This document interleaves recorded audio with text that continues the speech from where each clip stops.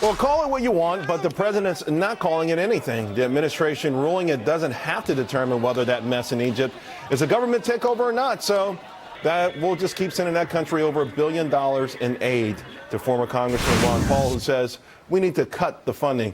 Congressman, I think we have to label it something, and it seems pretty obvious that there was an overthrow of a democratically elected government, whether we like that government or not. Yes, I think you're right about that. That's pretty obvious.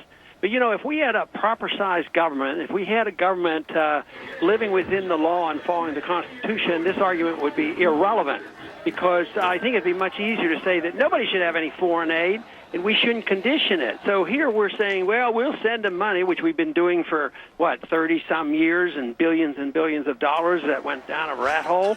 So I would say that this discussion about was it a coup or wasn't a coup, we're missing the point. We should quit funding these nations and trying to pick the good guys versus the bad guys, because it always seems to end up badly, and we're always switching sides. We put Mubarak in, and then we throw him out, and then we get another election, and then we help throw him out, and then we argue about the coup. I would say let's argue for the defense of this country and quit giving our money away. And I got to also say, Congressman, it also feels like there's no gratitude. The more money America gives a country, it seems like the more animosity they have towards us anyway.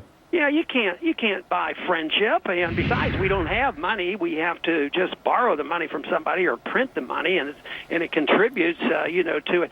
But it is a bit arrogant for the president to do what he's doing. Even if we don't have the system I would like and make it much cleaner.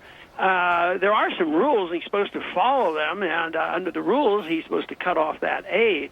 But the solution isn't going to be, well, if they do exactly as we want, we're going to give you money. So often our foreign policy has been that way. Right. You be our dictator, we give you money. If you don't behave, then we bomb you.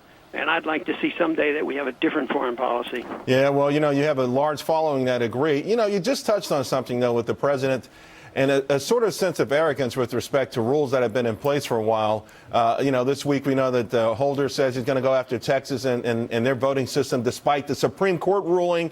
We've seen a tremendous amount of arrogance at hearings on scandals, whether it's NSA, IRS. They come up there, they sort of yawn.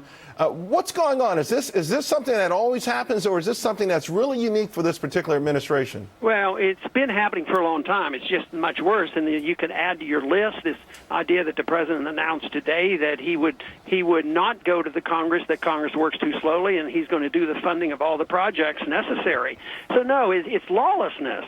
First, these programs many of them are unconstitutional, but at least they're supposed to pay a little attention to the Congress.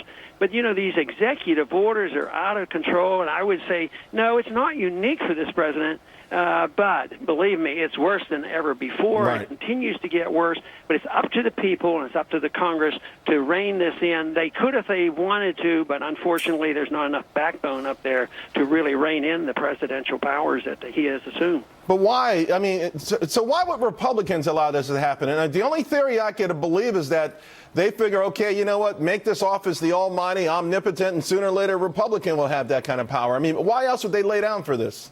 Well, it's inbred in our system. There's complacency, and for a long time it kept growing, and people didn't complain too much because there was enough money to go around for everybody. Liberals got what they wanted, conservatives got their money to pass out, around the world. But now everybody realizing, we're on the verge of a bankruptcy. Technically, we're bankrupt, but people still trust us. They take our money, and we can keep printing the money.